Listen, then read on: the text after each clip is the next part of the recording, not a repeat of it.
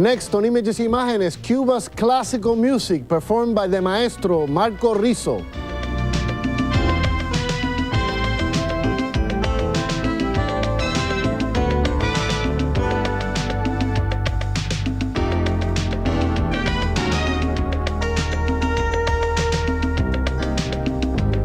Saludos, I'm Miguel Perez. He is one of the greatest composers and concert pianists of our time. He is the creator of the world-famous theme song, I Love Lucy.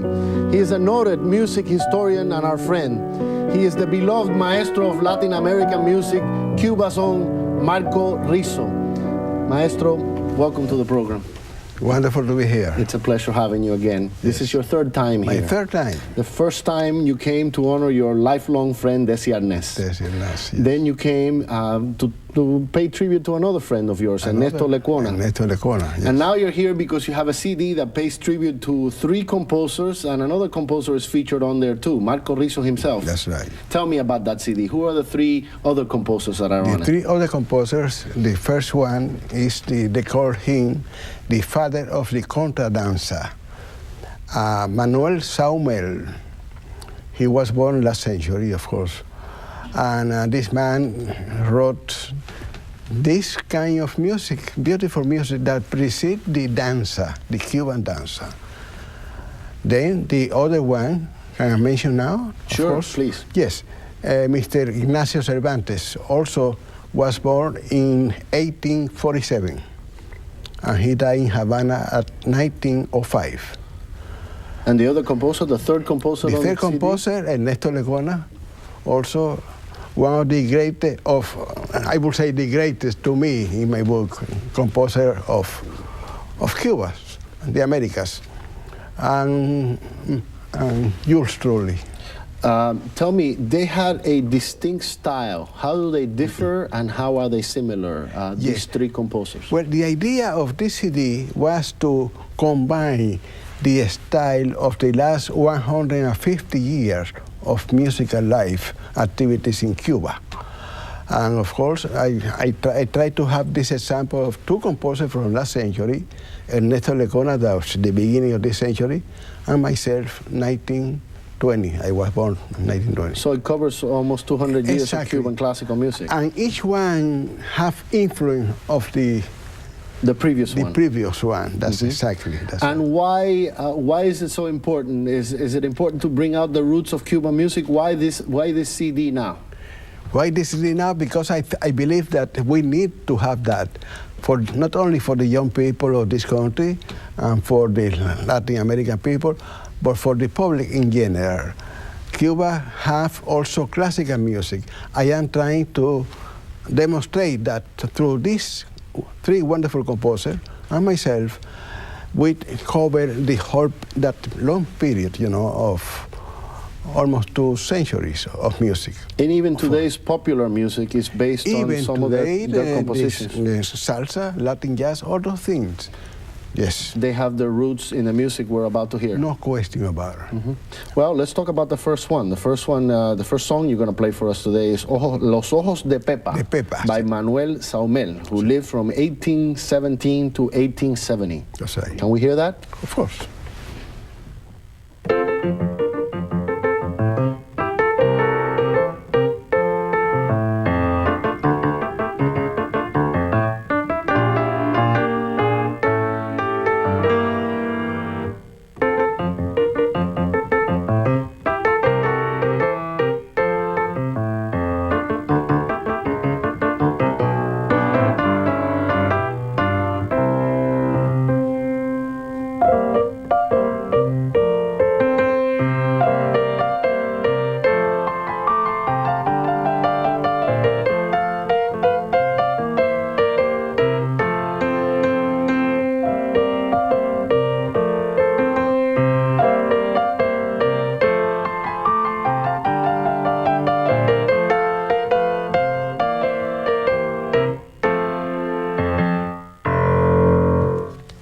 The father of the contradanza. What was the contradanza? Explain to me. That came before the Yes, the contradanza came from influence of Europe, of England and France.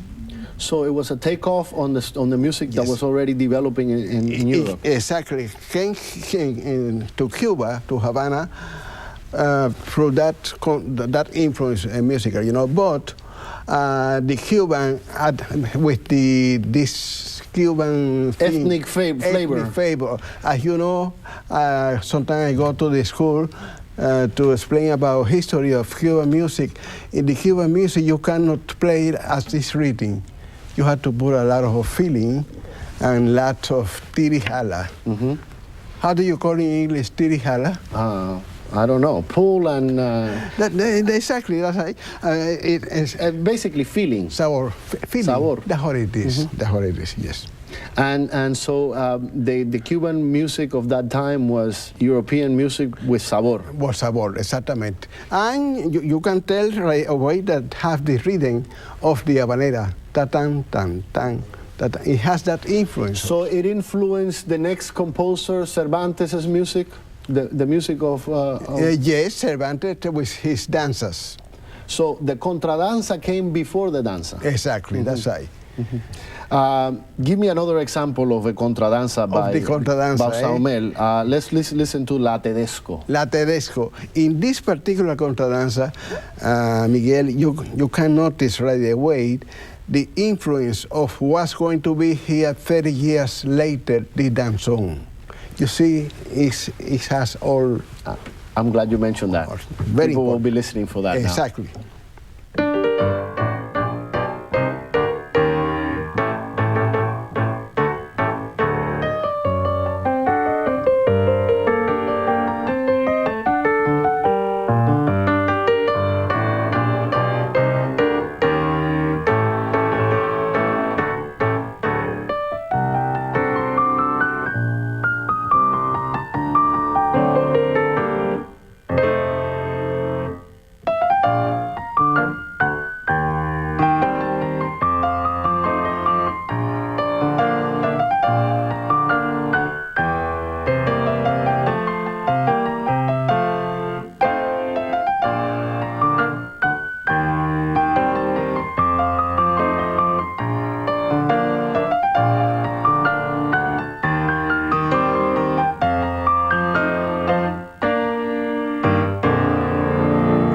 Beautiful. Tell me about Ignacio Cervantes. He came how many years later? Ignacio Cervantes was born in, I believe, in 1940. Let's see, I have it here somewhere. Where Yes. do I have Cervantes? 1847 to 1905. 05, exactly, that's right. Ignacio Cervantes came from a very well-to-do family in Cuba. So he had the best teacher, and he has everything, music, about music, you know. And he was a child prodigy. A brilliant, playing the piano, all the great masters, Chopin and all that. So he studied in Paris, didn't he? In Paris for 4 years, that's right. And then he came to Cuba and he started writing these wonderful dances. They are very short, like Samuel, you know, very short dances, but this one here, you can hear more musicality and also some a little African rhythm. Okay. Influence. You're referring to Los Tres Golpes. Los tres golpes. Let's listen to that.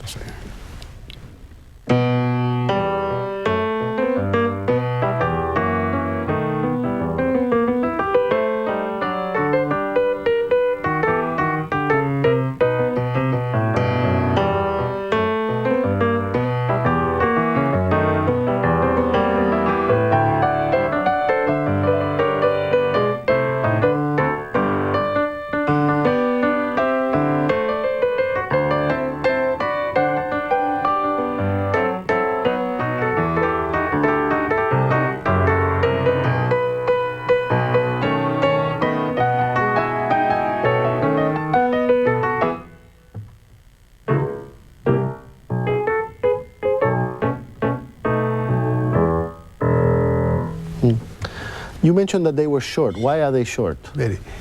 Well, These because in so very small space of time of music, he says so much. That's what I mean by being short. Because they are no more than a minute. Right. Or minute and a fraction of a second, something like that. He had 21 Cuban danzas. Yes. How did they then influence, were his danzas influenced by Samuel, who we discussed earlier?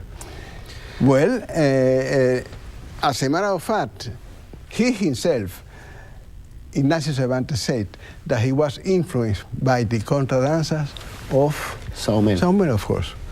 And it shows also too. The only thing that being such a brilliant pianist, a virtuoso, he really he took it to a different level. Exactly, to a higher level, exactly.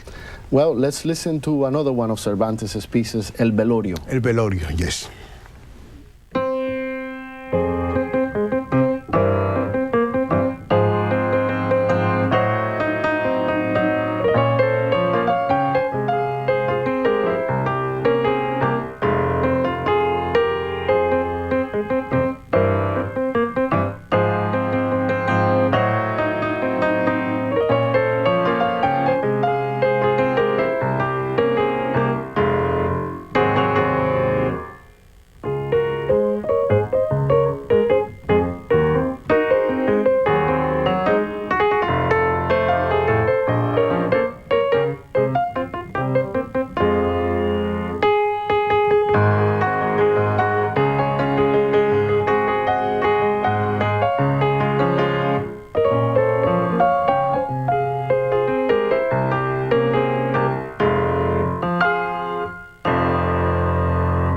I'm struck by not only the beautiful music, but by the titles he chose. El Velorio means the wake, yes.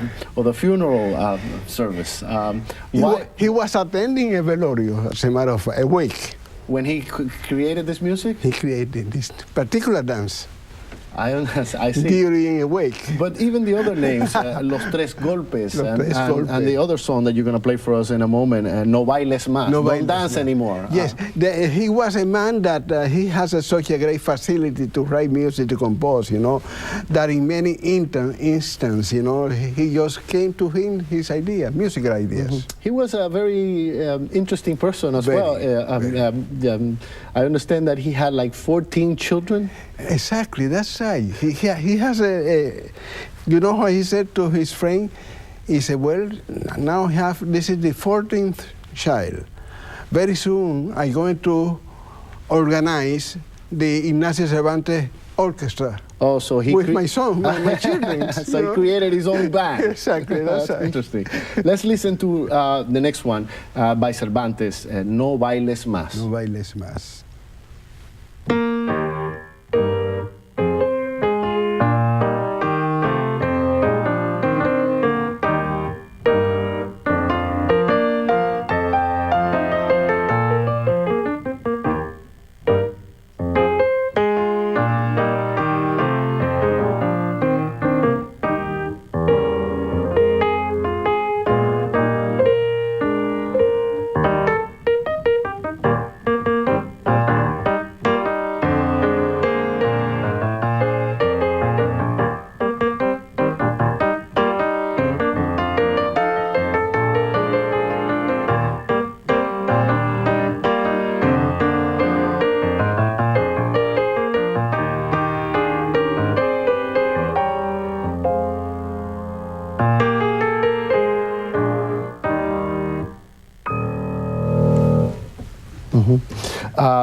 Very Cuban, you know? Very, very Cuban. Very Cuban. A lot of that flavor that you were talking. Flavor, exactly. The next composer, of course, was your friend. You met him.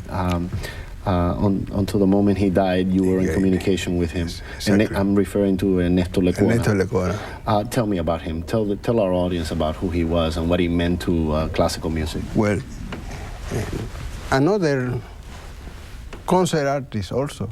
He wrote also classical music, of course. But then he became famous by writing popular tunes, such as Siboney, such as Always in My Heart, such as so many. Operetas, zarzuelas, he wrote for all the medium. Ernesto Lecuona was a virtuoso, a piano virtuoso, great pianist, with a tremendous left hand.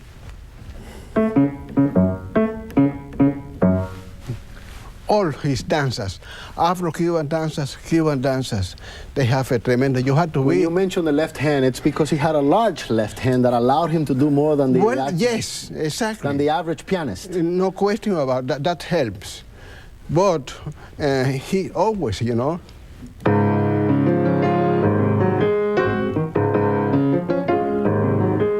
only one hand. Wow. It sounds like two pianos, right? Right. That's Lecuna. Wow. Yeah.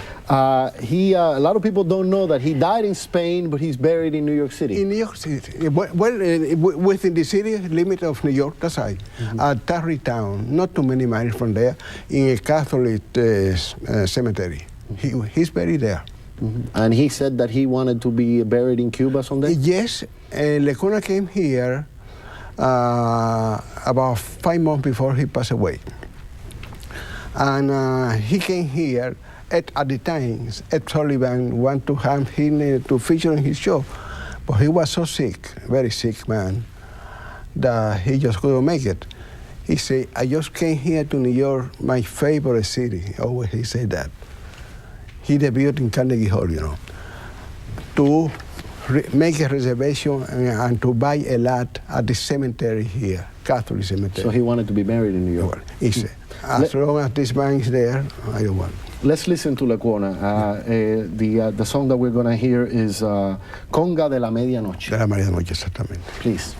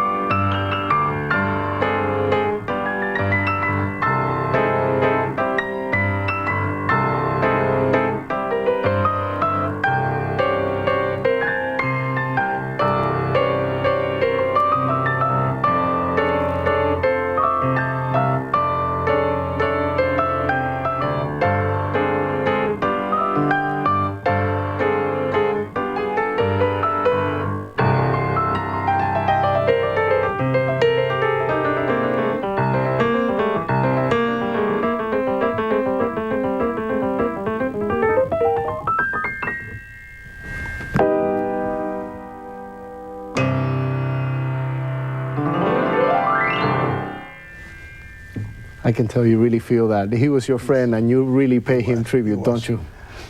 Yes, yes. And he was the ambassador of Cuban music, and now Michael Rizo has taken his place.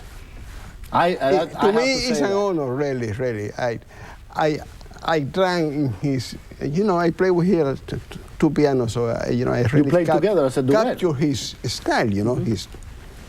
Tell me about the CD where all of this music is on. Tell me, where can people get information for the CD? All the information you can get here in New York City by the phone, 212-867-5521. Okay, so for information on the CD, that's the number. It's up on the screen right now, so people can call and get information on how to acquire it. Wonderful. And also, Lecuona, there's a story that I want you to tell me real quickly because we're running out of time, and there's another song by him that I want to listen to. But tell me about the story, what happened with George Gershwin and Lecuona. Oh, yes. Well, very briefly, one his visit, he loved the city. New York City was his favorite city. So he was visiting his publisher. And the publisher was busy with another person. And Lecuona they have a piano there, he started playing the Rhapsody in Blue. Because he found the music on the piano? Yes, that's right. And all of a sudden, the person that was in the room was George Gershwin himself. He said, my God, I cannot play my own music like. He said, who are you, maestro? He said, I am Ernesto Lecuona. He said, So he was playing Gershwin's music better than Gershwin. That was the composer himself said. Mm-hmm. Yes. Well, let's listen to another one of Lecuona's songs. I think this one is very well recognized, La Habanera. La Habanera, yes.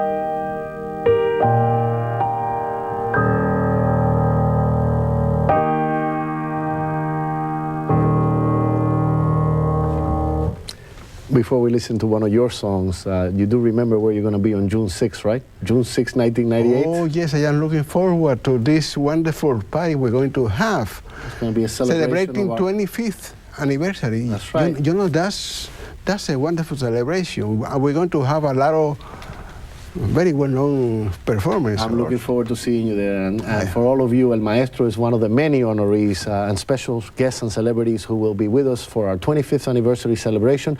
It will feature dinners, shows, and lots of dancing with Frankie Negron, Reynaldo Jorge, and a super all-star jam featuring invited guests Pete El Conde Rodriguez, Rey Sepúlveda, José Alberto El Canario, coming from Puerto Rico, Johnny Rivera, and many more Latin legends. We hope you will join us on June 6th at Newark's Robert Treat Hotel. Tickets are limited, so make your reservations today. And for more information, you can call ImagesImagenes at 973-648-7085 or the Center for Latino Arts and Culture at 732-932-1263 or the Center for Hispanic Policy Research and Development at area code 609-984-3223. Maestro, it sounds like we're going to have a lot of fun with yourself. Looking forward to. Miriam Colon is going to be there, and yes. a lot of other superstars. Oh, yes. It's going to be great. Tell us about the composition, your composition, the Ekwe Yumbao. Yambao. Tell me about that song and play it for us. Yes, it's inspired of a novel written by Alejo Carpenter, the great Cuban novelist. It's a history about a slave in Cuba, you know, and I got inspired. We're going to close the program with that inspiration, please. Okay.